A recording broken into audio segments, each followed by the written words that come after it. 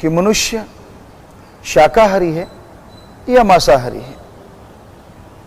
Science के नजरिए से यह देखने में आता है कि पहले साइंस यह बोला करती थी आदि मानव मांसाहारी होते थे।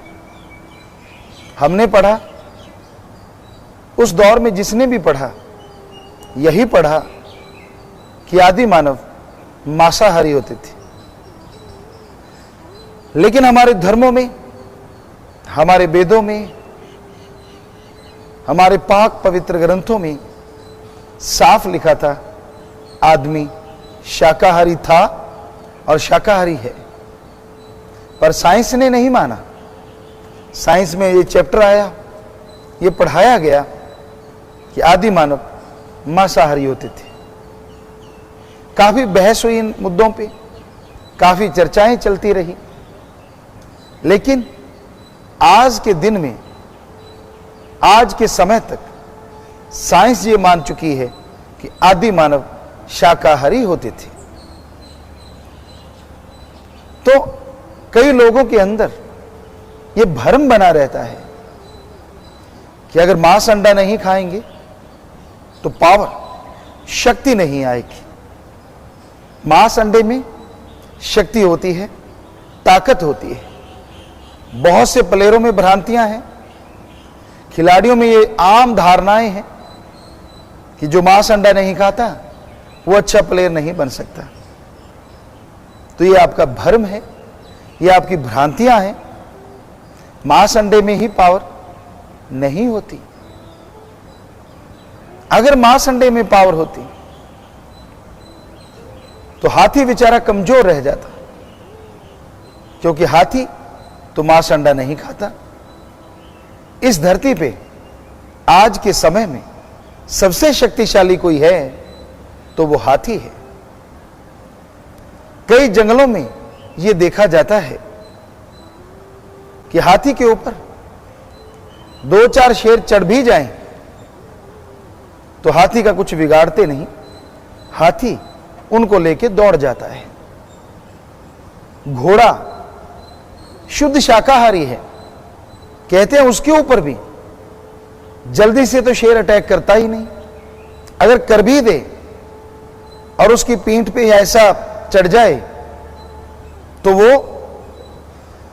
उसको पछाड़ता हुआ, गिराता हुआ भाग जाता है। तो आज धरती पे शाकाहारी जीवों में ज्यादा शक्ति है, चाहे वो हाथी है, चाहे वो गैंडा है, चाहे वो घोड़ा है, ऊंट है, कंगारू है। सब शक्तिशाली जीव शाकाहारी हैं, जो इस धरती पे चलते हैं, धरती पे पाए जाते हैं। क्योंकि शाकाहार में वाकई बहुत शक्ति है। उदाहरण के तौर पे जो मसल बनते हैं वो प्रोटीन से बनते हैं। और ये देखने में आया है अंडे में जो प्रोटीन होते हैं लगभग 12 से 15% माने जाते हैं। और मीट, चिकन में जो प्रोटीन होते हैं वो 22 से 24% माने जाते हैं। जबकि चने की दाल, मैसूर की दाल, मूंग की दाल, मूंगफली, इनमें जो प्रोटीन माने जाते हैं लगभग 24 से 30% होते हैं। शक्ति के लिए खाना हो, प्रोटीन के लिए खाना हो तो आप सोयाबीन या दूध से बना प्रोटीन ले लीजिए, जो लगभग 42 से 45% प्रोटीन उनमें पाया जाता है, जो कि अंडे से 3 गुना ज्यादा है और मांस से लगभग दुगना है। तो शाकाहारी चीजों में बहुत शक्ति होती है। हमारे धर्म भी यही बोलते हैं कि शाकाहारी भोजन लें, मांसाहार को त्याग दें। मांस मछुरी आखात है सुरापान के हेत, ते नर जड़ से जाएंगे जो मूली का खेत। बकरी पाती खात है ताकि काडी खाल, जो बकरी को खाते हैं ताका कौन हवाल। मांस अंडा समूल नष्ट करता है, जिस तरह बकरी पाती खाती है, घास फूस खाती है और उसकी भी चमड़ी उल्टी करके उतार लेते हैं, इसलिए हमारे धर्मों में बोला कि उसका कोई इतना दोष नहीं था, उसका यह हश्र हुआ, जो उस बकरी को खाएगा उसका हश्र क्या होगा। कई लोग कहते हैं आप भी तो सब्जियां खाते हैं, पेड़ पौधों में भी जान होती है। तो पेड़ पौधों में जान होती है, इसमें कोई दो राय नहीं, लेकिन उनमें आत्मा मृत प्राय होती है। 99%, 99% वो आत्मा मृत प्राय होती है, मरनासन। और दूसरे शब्दों में उनसे फल फ्रूट लिए जाते हैं, साग सब्जी ले लेते हैं, लेकिन बेल को तो नहीं उखाड़ के फेंकते। और जब आप बकरा, मुर्गा ऐसी चीजें खाते हैं, क्या आप उनका बीज रखते हैं? क्या आप उनका समूल नष्ट नहीं कर देते? तो इसीलिए साग सब्जी जो खाना है लोग खाते भी हैं, उनका बीज भी रखते हैं। उसको मिलाना, मांस अंडा को मिलाना कहीं भी तर्क संगत नहीं है। पेड़ पौधों पे फ्रूट लगता है और वो फल फ्रूट जब पक जाते हैं, कच्चे भी अगर तोड़ लेते हैं तो पेड़ों को तो नहीं उखाड़ा जाता। और आप जिस भी जीव की हत्या कर देते हैं उसका समूल नष्ट कर देते हैं। पहले पशु मर जाते थे तो लोग उसका चमड़ा उतारते थे, मांस मांसाहारी जीव खा जाते थे। लेकिन आज के दौर में लोगों को वैसा भोजन भी परोस दिया जाता है और आपको पता तक नहीं चलता कि वो कितना बीमारी से पशु मरा, कितने बैक्टीरिया वायरस उसमें थे। और कई बार जो आप अंडा खाते हैं उससे बीमारियां फैलती हैं, फिर मुर्गे मुर्गियों को मारना शुरू करते हैं। तो ये हमारा भोजन नहीं है। साइंस के नजरिए से इंसान का जो पूरा शरीर है वो शाकाहारी है। पूरी ह्यूमन बॉडी स्ट्रक्चर मनुष्य का शुद्ध शाकाहारी है। हाथ को लें तो मांसाहारी जो होते हैं उनके नाखून इतने सख्त, इतने नुकीले होते हैं कि वो किसी भी पशु के चमड़े को फाड़ देते हैं। और आप अगर नाखून किसी पशु के चमड़े पे मारेंगे तो नाखून उखड़ जाएंगे, चमड़े को कुछ नहीं होगा। यही नहीं, जो मांसाहारी होते हैं उनका दोनों जबड़ा हिलता है और जो शाकाहारी होते हैं उनका एक जबड़ा हिलता है। आप चेक कर लें आपके कितने जबड़े हिलते हैं। हमारे ख्याल से एक ही हिलता है। यही नहीं, आंतड़ियों का जो सिस्टम है, मांसाहारियों की जो आंत होती है वो छोटी होती है और शाकाहारियों की आंत बहुत लंबी होती है। मांसाहारी जीव जब मांस खाते हैं तो वो जल्दी डाइजेस्ट होके चला जाता है, पर शाकाहारी जीव जब मांस लेते हैं तो मांस को पूर्णतः डाइजेस्ट होने में, हजम होने में कम से कम 36 से 48 घंटे लगते हैं। 36 to 48 आवर्स टोटली डाइजेस्ट होने में, क्योंकि बहुत लंबी आंत होती है। और ये मांस जितनी देर उन आंतड़ियों में रहता है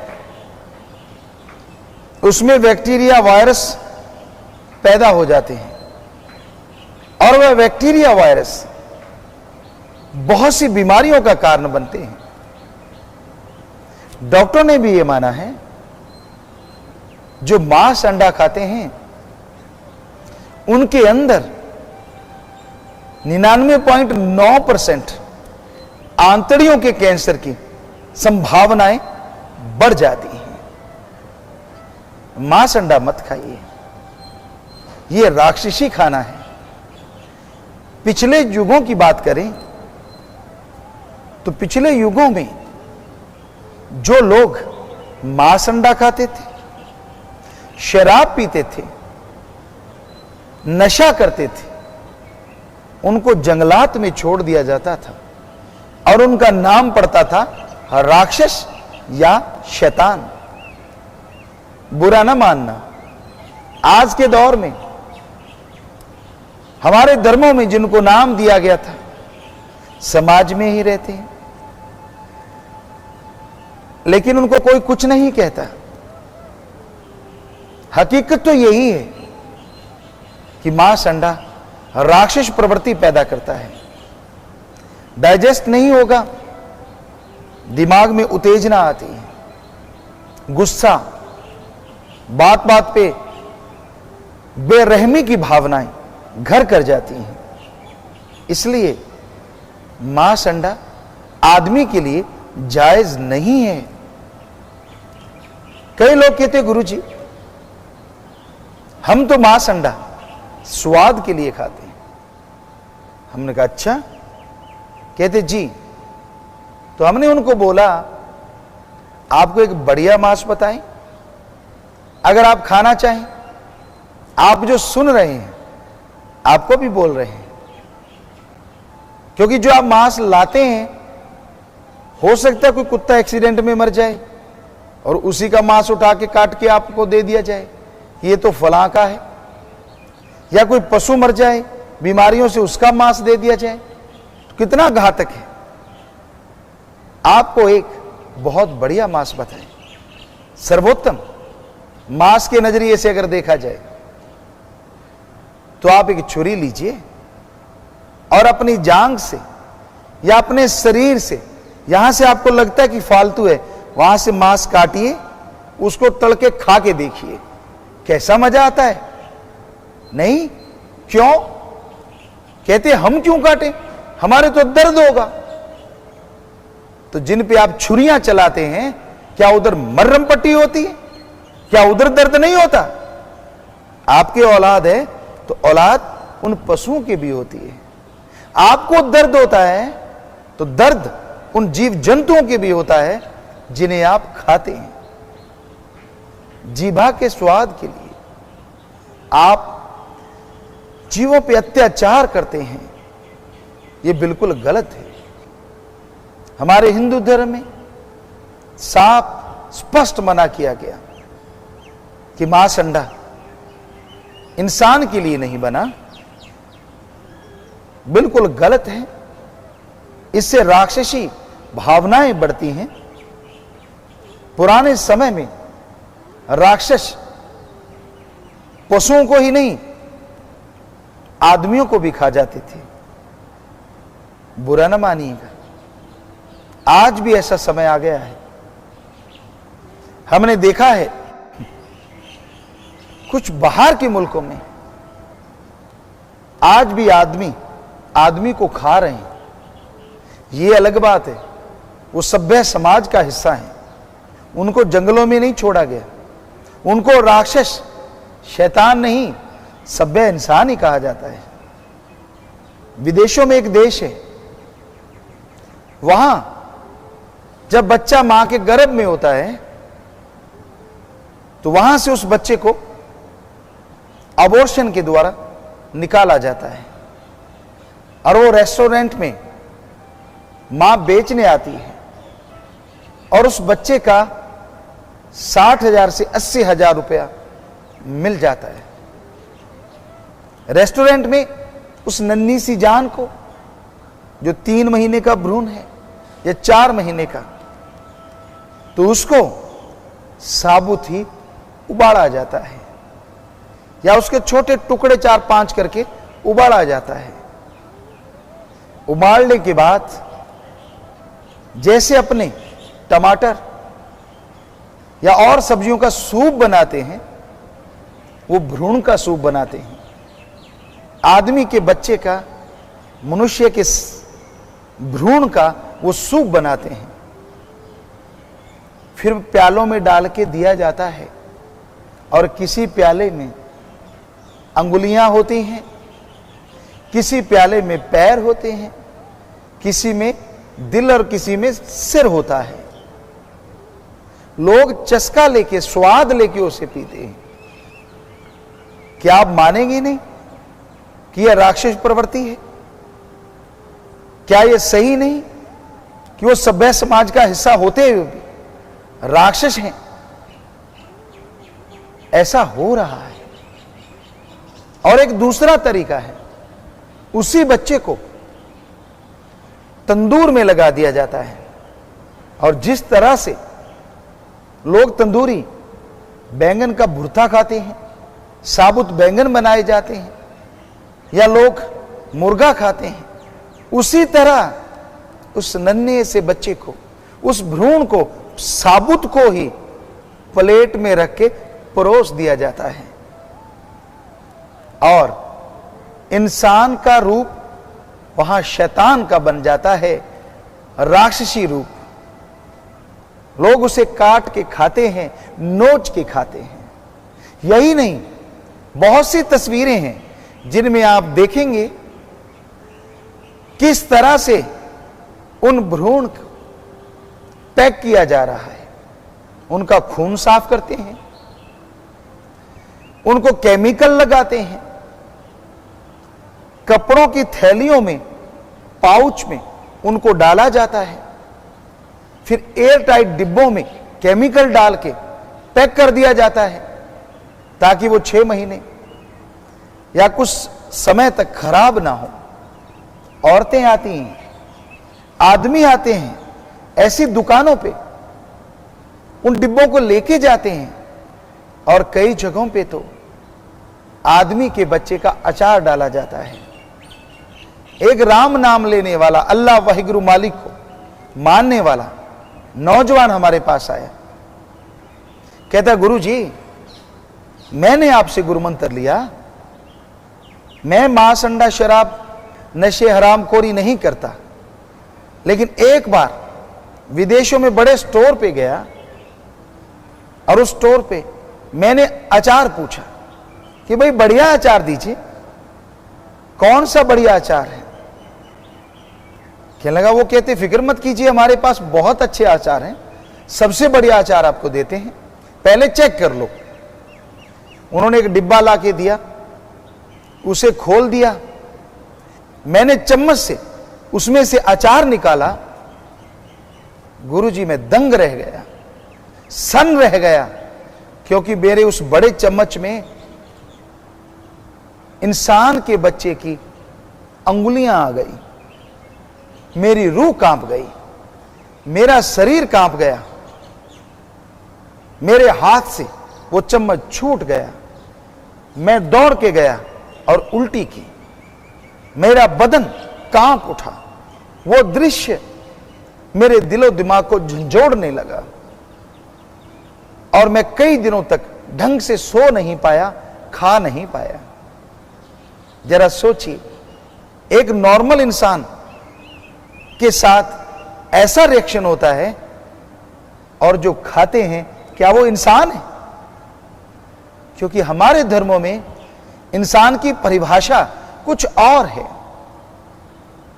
इंसान किसे कहा जाता है? इंसानियत का क्या मतलब है?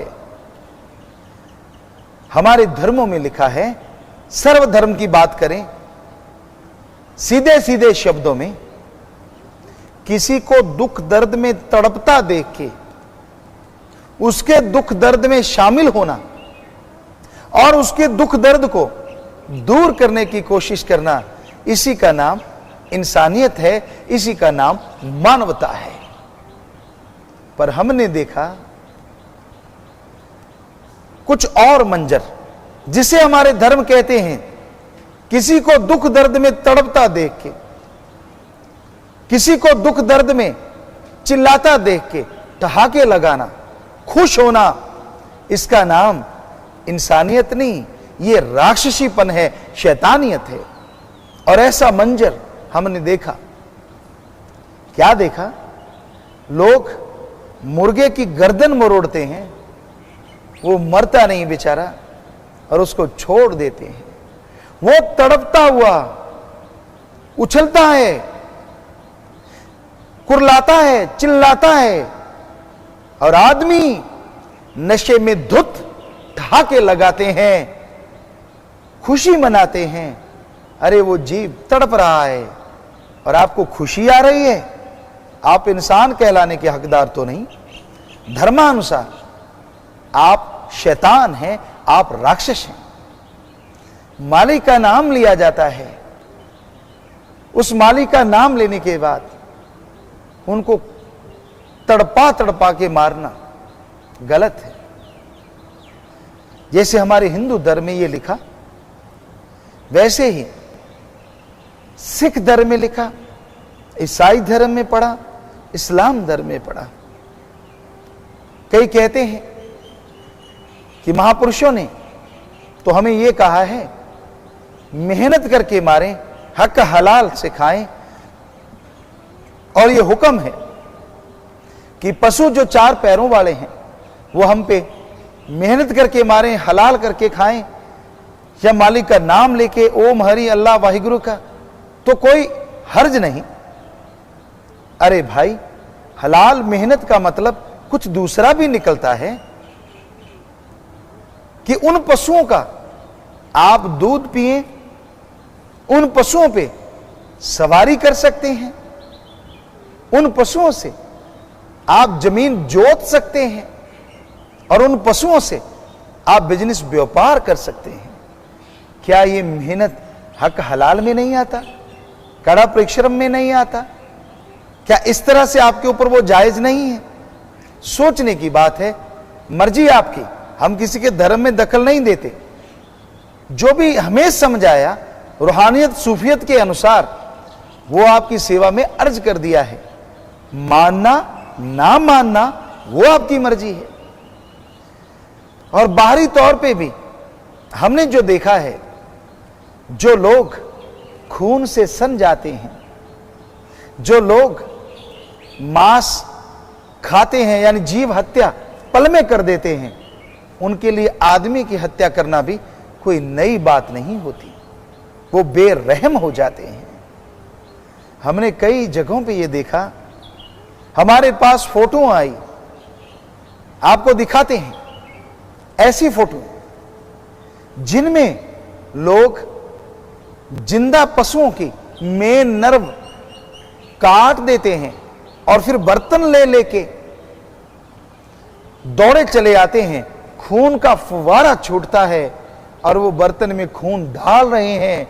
छोटे छोटे बच्चे वहां से कप भर भर के खून पी रहे हैं। जोक तो सुना है लग जाए खून पी जाती है, पर यह भी सुना है कि उसका इस्तेमाल गंदा खून निकालने में किया जाता है। यह तो जोक से भी बदतर जीवन हो गया। राक्षस शैतान का भी पुराने समय में कोई दायरा होता था। उस दायरे में अगर कोई जाएगा तो राक्षस शैतान नहीं छोड़ता था। पर अगर राक्षस शैतान सभ्य समाज में आता था तो समाज उसे नहीं छोड़ता था। तो आज तो सभ्य राक्षस हैं। वैसे तो इंसान कहलाते हैं, पर सारे उनके क्रियाकलाप राक्षस प्रवृत्ति के हैं। क्या हम झूठ बोल रहे हैं?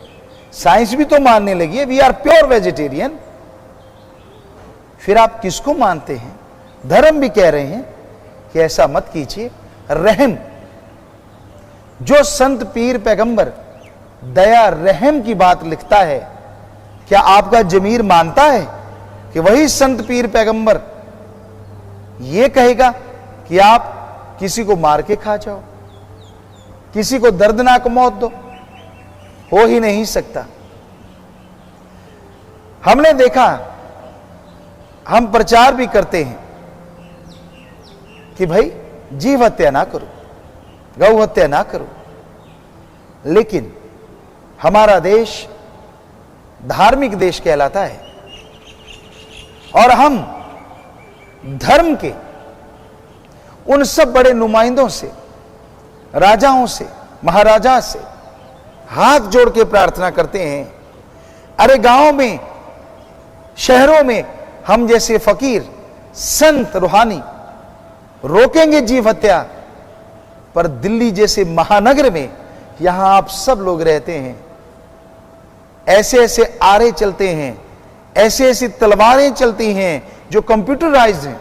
गऊओं को चारा डाला जाता है और एक बटन दबाया जाता है और अगले ही पल, यानी शायद 2-4 सेकंड लगते होंगे, सैकड़े गऊओं का सर धड़ से अलग हो जाता है। क्या आप उसे रोकेंगे? अगर आप धर्म को मानते हैं, किसी भी धर्म को, तो ये महापाप होने से बचा दीजिए। हम आपको गारंटी देते हैं, हमारा देश सारे देश का गुरु देश कहलाता था, फिर से गुरु देश बनेगा और सारे समाज को, सारे संसार को बदल के रख देगा। ये हमें आभास होता है और ये सच्चाई है।